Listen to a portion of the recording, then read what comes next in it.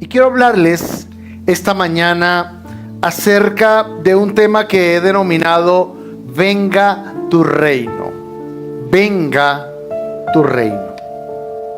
Y en este pasaje de Mateo, en el capítulo 6, estamos hablando en el contexto de lo que es el Padre Nuestro. Mateo capítulo 6 habla acerca del Padre Nuestro. Y es interesante porque digamos que la tradición enseñó la repetición y la repetición del Padre Nuestro, ¿cierto? Pero la iglesia del primer siglo, es decir, la iglesia apostólica, y más adelante la iglesia de los padres apostólicos, etcétera, ellos oraban el Padre Nuestro. Ellos oraban el Padre Nuestro. No lo repetían, no como algo que fuera repetido y repetido, pero ellos oraban el Padre Nuestro por dos razones. Número uno, porque fue la oración que nos enseñó el Señor Jesucristo. El Señor Jesucristo dijo: ustedes orarán así, ¿ya? Y por eso es una oración que tiene poder. Y número dos, por los principios que revela el Padre Nuestro. El Padre Nuestro revela 7 principios de lo que es nuestra relación y de lo que es nuestro caminar con Dios. 7 principios se revelan allí. Y no vamos a hablar de todos esos principios obviamente esta mañana, pero sí quiero que toquemos uno especial de lo que es el Padre Nuestro. Y quiero que leamos allí en Mateo capítulo 6. Quiero que leamos esa escritura. Quiero que leamos este versículo, específicamente la oración del Padre Nuestro. Y dice el Señor, viene hablando el Señor acerca de que cuando oremos no seamos como los hipócritas, que no usemos repeticiones que son vanas, es decir, sin conciencia, sin entendimiento, sin revelación. Y el versículo específico que quiero que leamos es desde el versículo 9. Dice el Señor: vosotros pues oraréis así: Padre nuestro que estás en los cielos, santificado sea tu nombre. Dice el Señor: venga tu reino y hágase tu voluntad, como en el cielo, así también en la tierra. El pan nuestro de cada día, dánoslo hoy, y perdónanos nuestras deudas, como también nosotros perdonamos a nuestros deudores. Y no nos metas, dice aquí otra versión, dice: no nos dejes caer en la tentación, mas líbranos del mal, porque tuyo es el reino, el poder y la gloria por todos los siglos.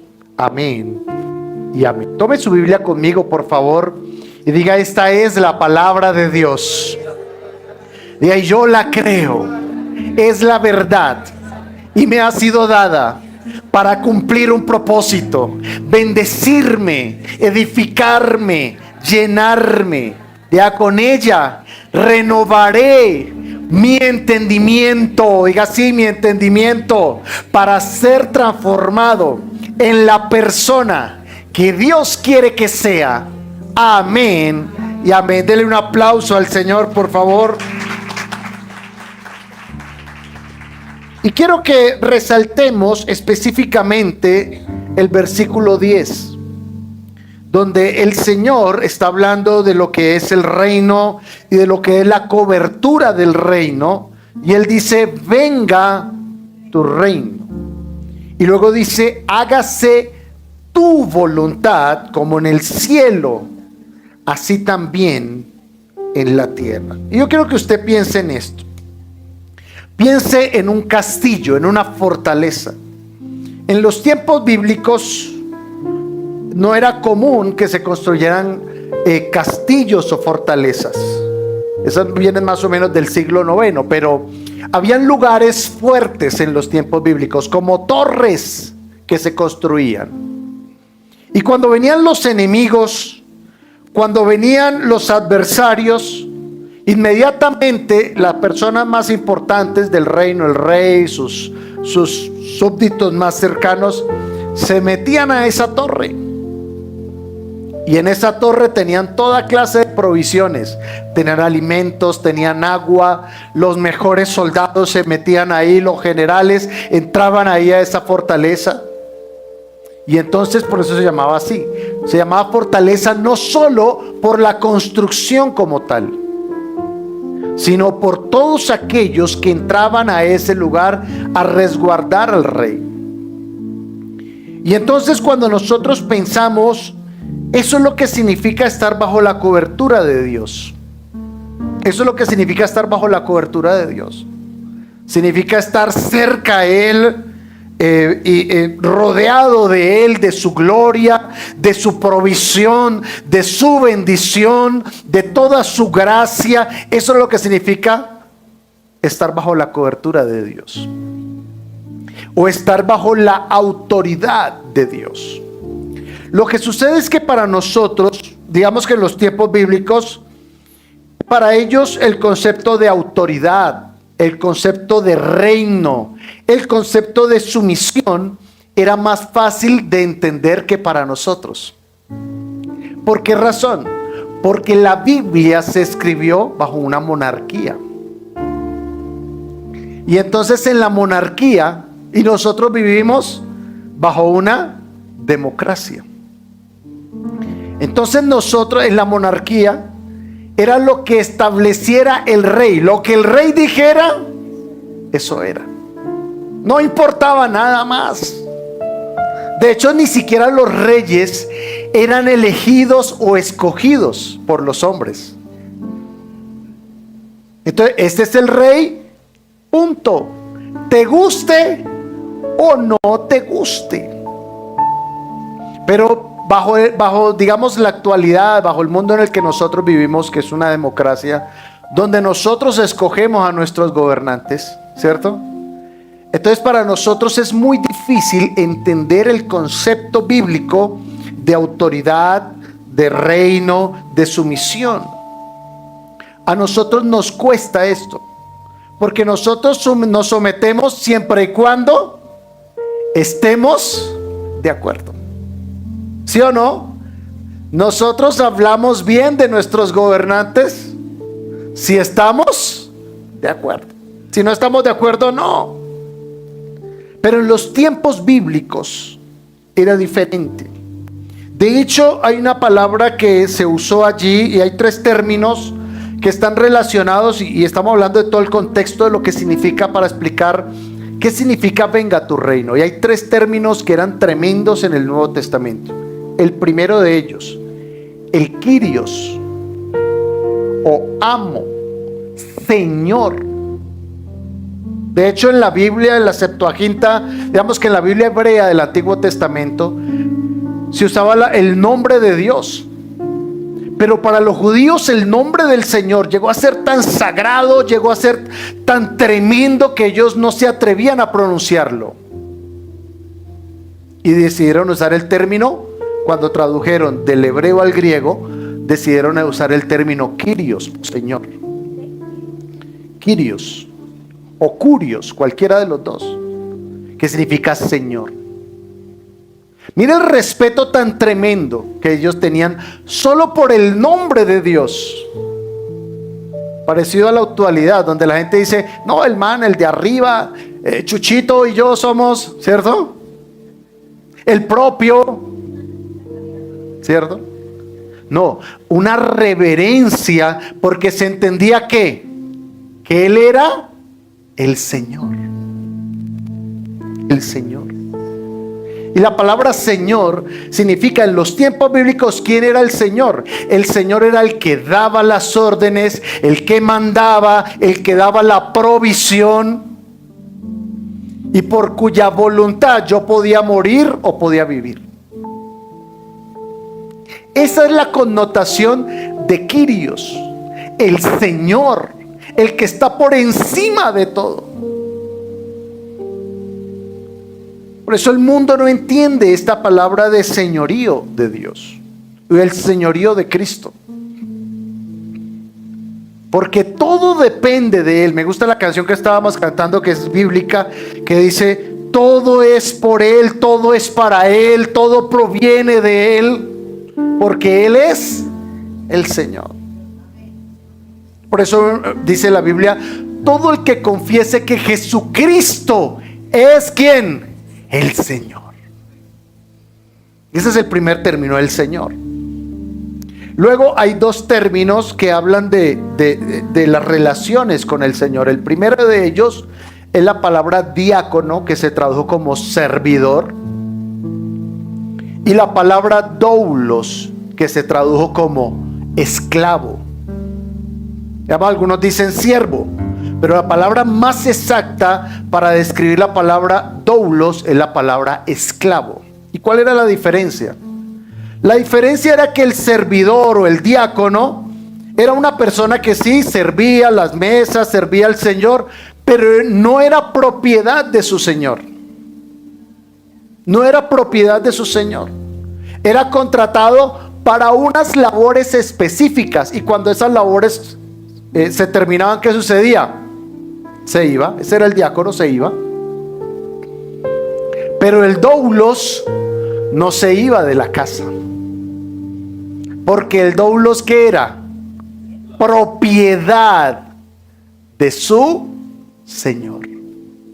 Era suyo. Piensen esto, piensen que por ejemplo en los tiempos bíblicos, cuando llegaba una cosecha, había que hacer una cosecha de, no sé, de trigo, de cebada, lo que fuera. Entonces ellos tenían que contratar diáconos para que ayudaran ¿a qué? A recoger la cosecha. Pero una vez recogida la cosecha, ¿qué pasaba con esos? Se iban. No así el doulos. El doulos sabía que no se podía ir, porque su vida era propiedad de su Señor. Me gusta que los apóstoles, cuando usted lee por ejemplo Filipenses capítulo 1, Efesios capítulo 1 versículo 1, Filipenses capítulo 1 versículo 1, usted lee esto. Pablo, en el caso de Pablo, dice: Pablo, siervo de Jesucristo. Y me gusta eso porque la palabra que Pablo ahí nos usó no fue Pablo, diáconos de Jesucristo, sino que usó Pablo, doulos de Jesucristo. Es decir, el cristiano lo que debe entender es que él ha venido al Señor no solo para hacer ciertas cosas y luego Señor, chao y me voy, sino que nosotros hemos venido a Él ¿a qué? A ser propiedad suya. Y cuando Jesús está enseñando la oración del Padre Nuestro, cuando el Señor está enseñándole a su pueblo cómo orar, hay tres aspectos que van dirigidos hacia Dios y tres aspectos que van dirigidos hacia nosotros. Padre nuestro que estás en el cielo, santificado sea tu nombre, venga tu reino y hágase tu voluntad. Fíjense que esas tres expresiones nos están hablando en primer lugar ¿de qué? De reverencia al Señor. Reverencia al Señor. Profundo respeto por Dios en nuestras vidas. Profunda admiración y dependencia hacia Dios en nuestras vidas. Entendiendo, como le dijo él a sus discípulos, él le dijo a sus discípulos: ustedes no me escogieron a mí, yo los escogí a ustedes. Nosotros no escogimos al Señor. ¿Dice cómo llegó a Cristo? No, es que yo desde chiquito ya era tan juicioso, que yo creo que Dios me escogió porque yo era tan juicioso en el colegio, tan bello, tan lindo. Todo el mundo me quería, por eso Dios me escogió. No, antes, ¿sabe qué dice la Biblia? Aunque eso no aplica a todos, eso tiene un contexto especial. Pero por ejemplo en los Corintios, ¿Qué dice la Escritura a los Corintios? Dice, antes bien, lo más vil y menospreciado del mundo escogió Dios para avergonzar a los sabios. Ahora, eso no se dice de todos, ¿no? En el contexto de ellos fue así. Tal vez en el contexto de algunos de los que estamos aquí también fue así. Que el Señor se puso guante el Señor para sacarnos de donde estábamos. Pero el punto es que nosotros no fuimos quien lo escogimos a Él. Es Él quien nos escogió a nosotros. Y nosotros como hijos de Dios, estamos hablando de venga tu reino, y vamos a explicar esa expresión de venga tu reino. Lo primero que debemos entender para poder vivir esto es un sentido profundo de reverencia y de respeto por el Señor. Porque digamos que la vida cristiana, el caminar con Dios, no es una democracia donde nosotros nos ponemos de acuerdo a ver si queremos hacer la voluntad de Dios o no, donde nosotros escogemos qué hacemos y qué no hacemos. Esto es una teocracia, donde lo que debemos hacer no es lo que nosotros queremos,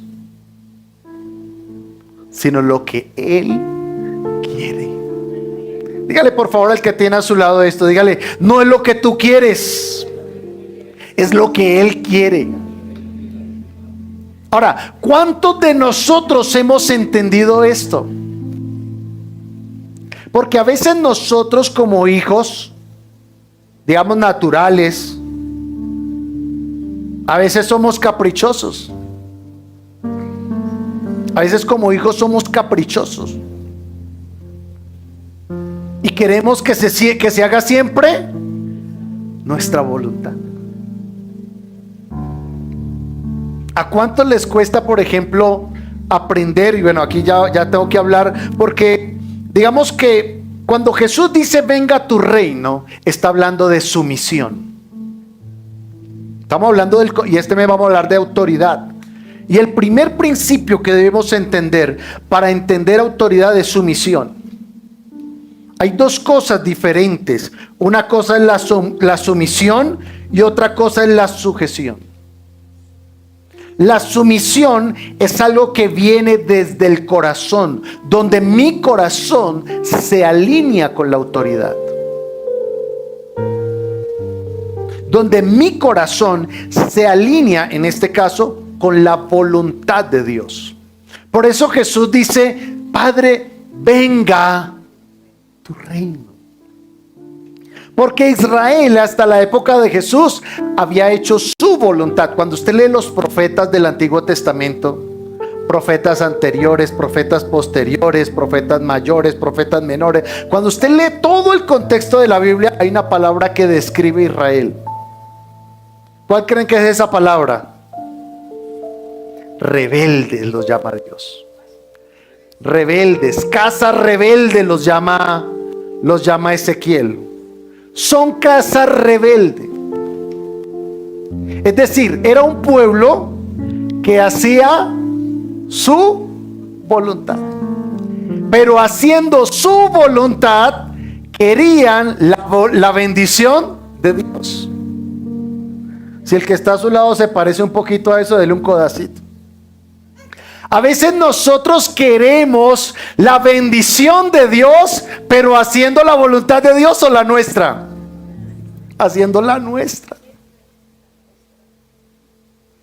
Por eso estas palabras de Jesús tienen una connotación tremenda de sumisión. Cuando dice, Padre nuestro, tú que estás en los cielos, santificado sea tu nombre. Y seguidamente dice, venga tu reino. Porque es haciendo la voluntad de Dios, es sometiéndonos. Primero hay que someternos. Sometiéndonos a la voluntad de Dios, donde va a venir lo mejor de Dios para tu vida. A veces nosotros no entendemos que gran parte de los problemas y de las dificultades que hemos tenido ha sido como consecuencia ¿de qué? De hacer nuestra voluntad. De hecho, una de las palabras que más repetimos los creyentes cuando oramos, ¿cuál es? Señor, ayúdame, Señor, respáldame. Pero pregúntate, ¿tú estás orando por ayuda y por respaldo? ¿Y estás seguro que lo que vas a hacer es lo que Dios quiere que sea hecho? Porque ahí es donde está la bendición. Ahora, la sujeción es externa.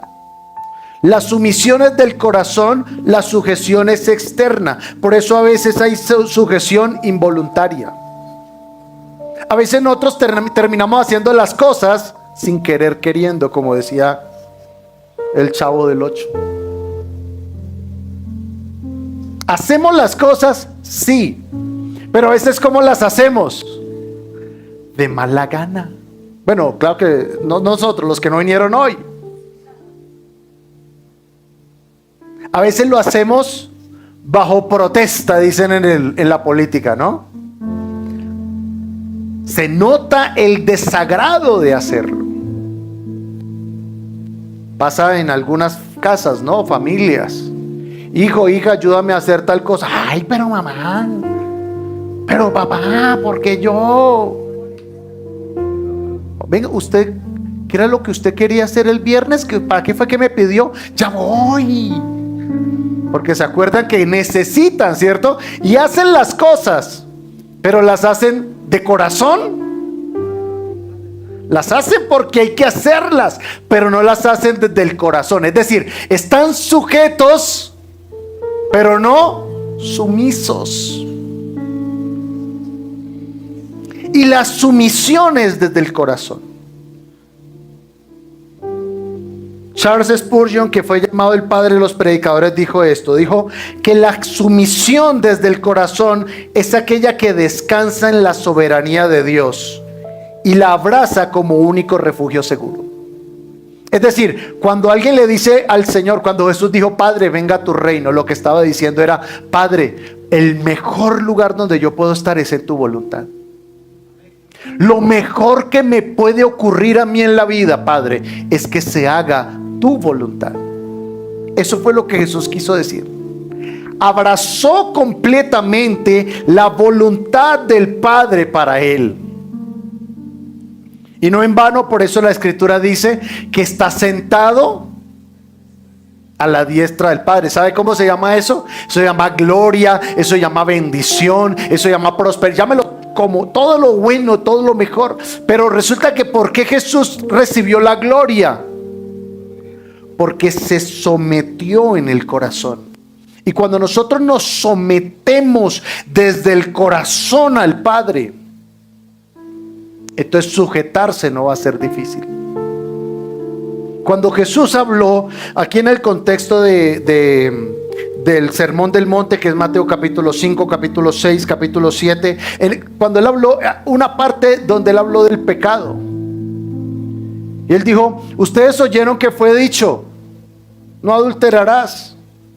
Pero yo les digo, cualquiera que ya desea a una mujer desde su corazón ya adulteró.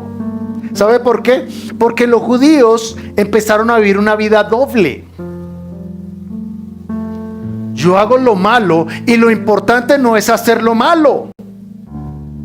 Lo importante es que no me pillen. Por eso hay gente que, no, imagínese que me pilla. Ah, hermano, usted si es bobo, ¿usted por qué se dejó pillar? O sea, en la sociedad en la que nosotros estamos, el problema no es hacer las cosas. El mundo en el que nosotros estamos, el problema no es hacer las cosas. ¿Sabe cuál es el problema? Dejarse pillar. Y hay gente que cree que porque no lo han pillado, entonces estamos bien. Pero si hay alguien que te está viendo, y ese alguien es Dios. Hay alguien que nos está viendo y que está viendo no solamente lo que hacemos, sino que está viendo lo que hay en nuestro corazón. Dios ve lo que hay en tu corazón. Dios sabe lo que hay en nuestro corazón. Y la primera pregunta que tenemos que hacer nosotros hoy es: ¿tú estás desde tu corazón sometido a Dios? Me gusta como lo dijo Pedro.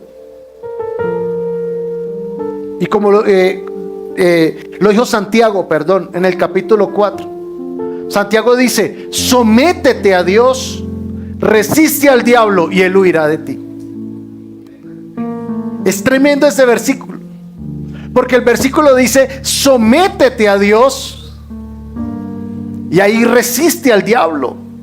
Hay gente que quiere resistir al diablo sin haberse sometido a Dios. ¿Y sabe por qué el diablo se levanta? Porque el diablo ve. Ve, este cristiano me lo pillé. Dice que cristiano, y mire lo que está permitiendo en su vida. Y cuando el creyente empieza a permitir cosas en su vida, el diablo empieza a levantarse. La Biblia dice que como el gorrión llega a su nido, así dice la escritura, dice: así la maldición nunca llega sin causa. Cuando uno empieza a permitir cosas en el corazón, es porque el reino de Dios, cosas que no agradan a Dios obviamente, es porque el reino de Dios no está establecido. Y cuando el reino de Dios, cuando yo permito cosas en mi corazón que no agradan a Dios, el enemigo se levanta y empiezan a suceder cosas. Y a veces nosotros le llamamos pruebas, ¿no? Pruebas, ¿no? El Señor me pasó por esta prueba, pero realmente no fue eso, sino fue en cosas que fui permitiendo y alimentando en mi corazón. ¿Y qué tengo que hacer? Someterme a Dios. Someter esa área de mi vida al Señor y a decirle: Señor, yo reconozco que en esta área de mi vida tú no has sido el Señor, yo he sido el Señor. Jesús lo dijo de esta manera, dijo: ¿por qué ustedes me dicen Señor, Señor, y no hacen lo que yo les digo? Yo reitero, el reino de los cielos no es una democracia. El reino de los cielos es una teocracia, donde su voluntad, la voluntad de Dios, está claramente establecida. Hay gente que: Señor, ¿cuál es tu voluntad? Tú sabes cuál es la voluntad de Dios.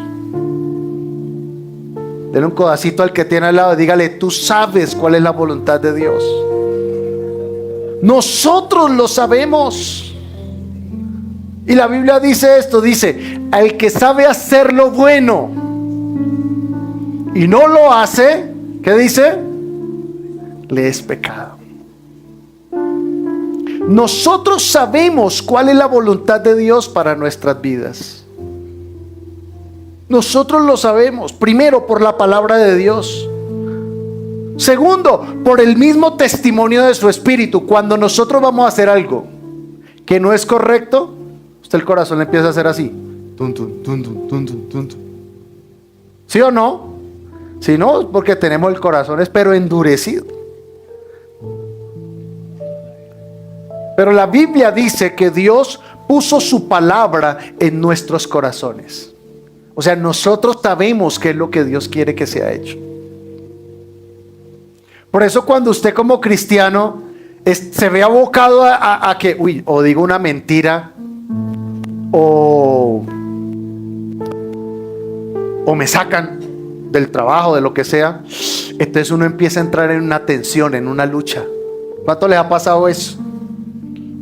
Que uno empieza: ¿será que digo esa mentira? ¿Será que no? Señor, ¿tú qué quieres que haga? ¿Sabe ese nerviosismo? ¿Sabe esa inseguridad por qué se produce?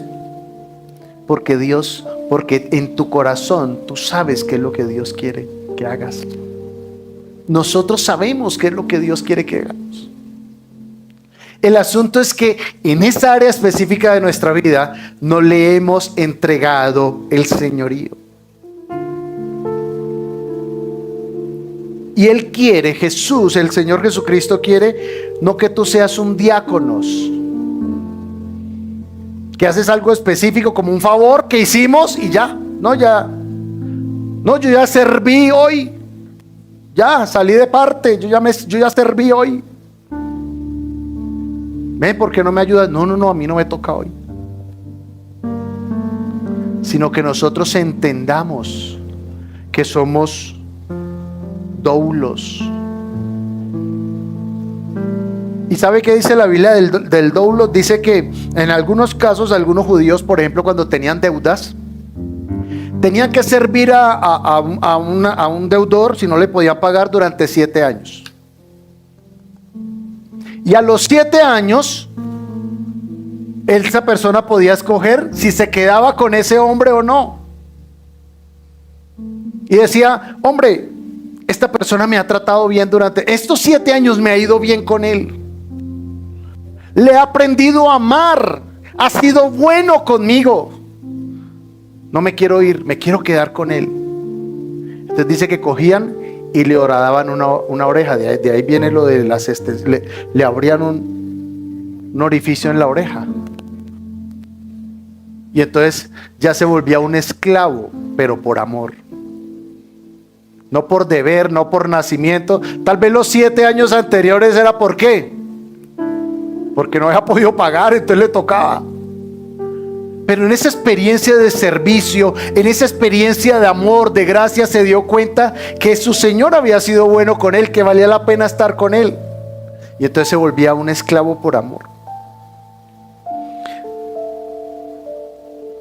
Nosotros debemos aprender, y es la voluntad de Dios, a someternos a Él por amor. No se someta a Dios por miedo, sino por amor. No sea como los hijos que cuando vean a la mamá con la chancleta en la mano, entonces hay que corrían a hacer las cosas. Hay hijos que hasta que no ven a los papás bravos con la correa, aunque no es con correa, pero con la correa en la mano, entonces ahí sí corren a hacer las cosas. Y a veces nosotros tenemos temores al castigo y obedecemos a veces es por temor al castigo. Y Dios no quiere que nosotros le tengamos miedo. Dios quiere que nosotros caminemos con Él. ¿Por qué? Por amor. La relación, la vida cristiana no puede basarse en miedo a la maldición. No es que yo voy a hacer esto porque no lo hago, entonces me van a caer rayos y truenos sobre, el diablo se va a levantar. No, ese no es el sentido. El sentido es que nosotros sirvamos al Señor ¿desde dónde? Desde el corazón, con amor hacia Él, con acción de gracias, porque Él ha sido un buen Señor. ¿Cuántos creen que Él ha sido un buen Señor? Él ha sido un buen Señor. Por eso Jesús cuando ora y dice, Padre, venga tu reino y hágase tu voluntad, porque hay 3 bendiciones, pueden ser muchas más, pero yo encuentro 3 bendiciones especiales cuando nosotros nos sometemos al reino de Dios, al reino de Cristo en nuestras vidas. Número 1, hay protección sobre tu vida. Salmo 91 dice, Salmo 91:1 dice, el que habita al abrigo del Altísimo morará bajo la sombra del Omnipotente. Cuando nosotros nos sometemos al reino del Señor en nuestro corazón, cuando entendemos que Él es más que Chucho, Chuchito, mi parcero, el de arriba. No, que Él es el Señor. Sí, Él es tu Padre, pero Él es el Señor también.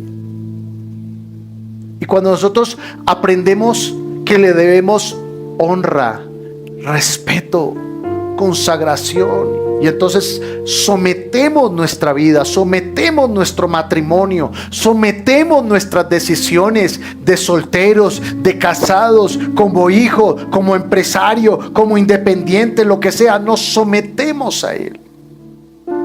Dice, hay una cobertura que viene sobre ti. Empiezas a morar bajo la sombra del Omnipotente. La Biblia dice que el diablo estaba aburrido con Job. Frustrado se sentía el diablo.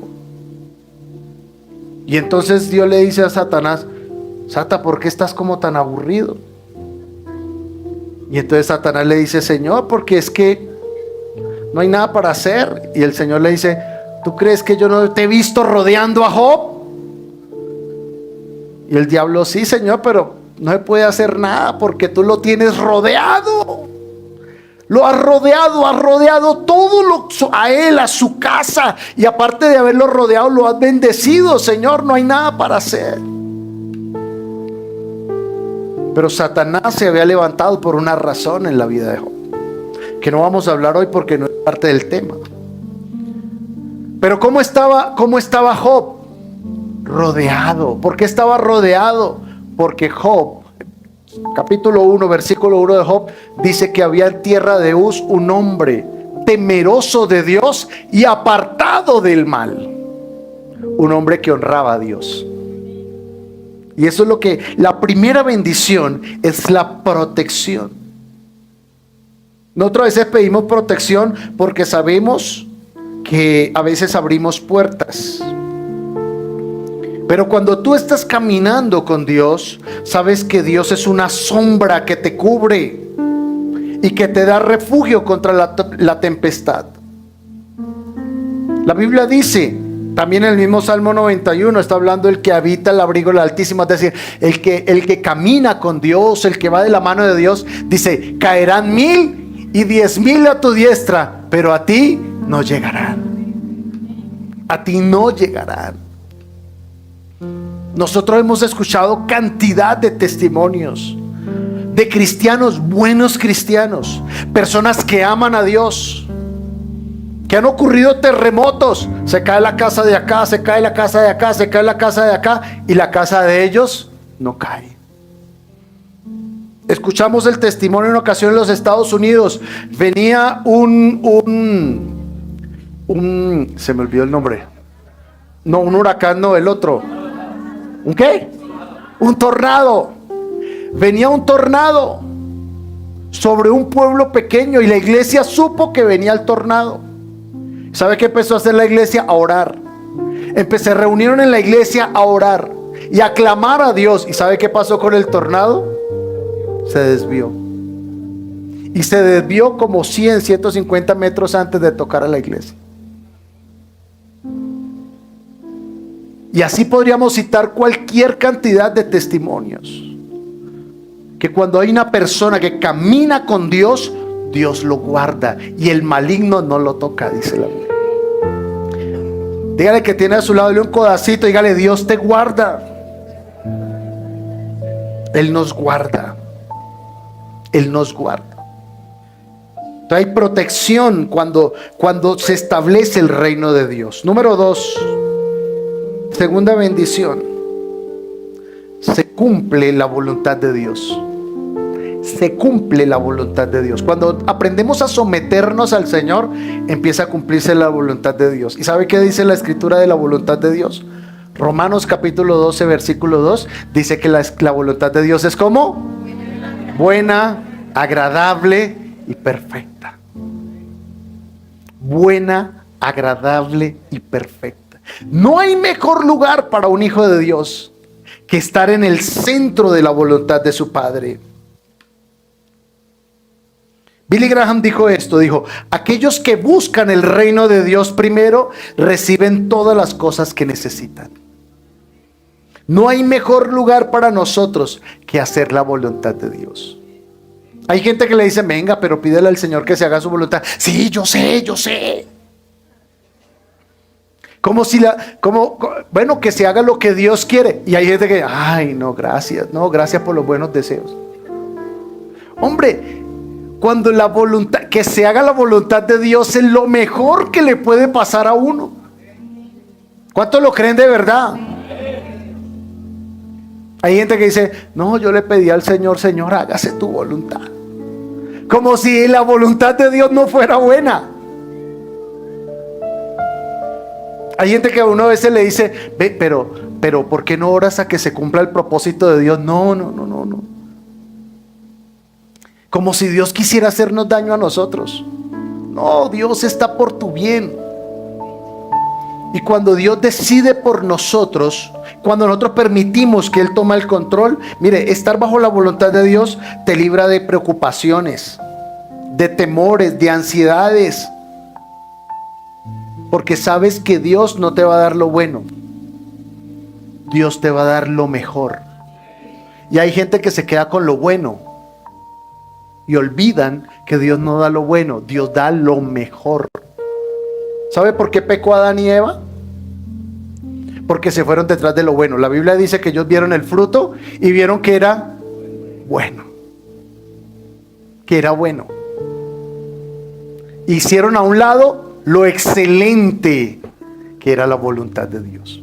Pregúntate a esta hora, ¿a qué le estás apuntando en tu vida?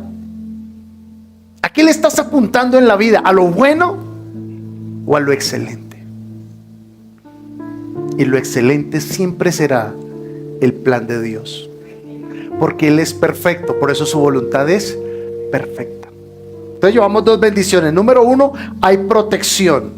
Y número 2, hay bendición. Y número 3, para que vayamos orando, Carlos, por favor, hay crecimiento.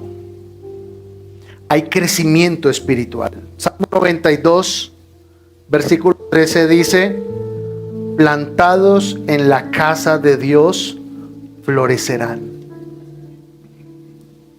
Plantados en la casa de Dios florecerán. Cuando nosotros nos disponemos nuestro corazón a que se haga la voluntad de Dios, usted empieza a florecer. Y lo primero que empieza a florecer, ¿sabe qué es? Es su estado de ánimo. ¿Sabe por qué hay tanta amargura? ¿Sabe por qué hay tanta gente amargada? Porque están llenos de ellos mismos. Mira el que tiene a su lado, a ver qué cara tiene. A ver si está lleno de quién. Pero hay mucha gente amargada porque están llenos de ellos mismos. ¿Sabe de qué están llenos? Están llenos de todo el daño que les han hecho. Están llenos de todas las malas experiencias que han tenido en la vida. Están llenos de todas las necesidades que pasaron en la vida. No, es que yo sufrí más que una perra mueca. Usted no se imagina lo que... Y están llenos de todo eso. Y una persona amargada jamás florecerá. Pero cuando Dios empieza a sanar tu corazón, empieza a limpiar tu corazón, tú empiezas a florecer. Y empieza usted su alma a reverdecer. Una ocasión conocí a un hombre que me mostró una foto. Me mostró una foto de él cuando no conocía al Señor. Me dijo, pastor, mire, este era yo. Yo por respeto lo miré y no dije nada. Y él mismo, yo creo que él vio la cara que yo tenía y dijo, cierto que yo tenía una cara de malandro, pastor. Las bendiciones lo veían y huían. Nada más por la cara huían. Y Dios empezó a restaurar su alma, su corazón, y empezó ese hombre a cambiar su forma de vestir, su forma de peinarse, su forma de hablar, su forma de vivir. Y empezó bendición tras bendición tras bendición. Y empezó Dios a prosperar. Eso se llama florecer. Y dice, plantados en la casa de Dios florecerán. Y estar plantado en la casa de Dios no es estar solamente en la iglesia todo el tiempo, no. ¿Sabe qué significa? Significa estar sometido a Dios y a la voluntad de Dios. Gracias por acompañarnos hoy. Suscríbete a nuestro canal para que veas más contenido de nuestra iglesia. Recuerda, somos la Gran Comisión Bogotá.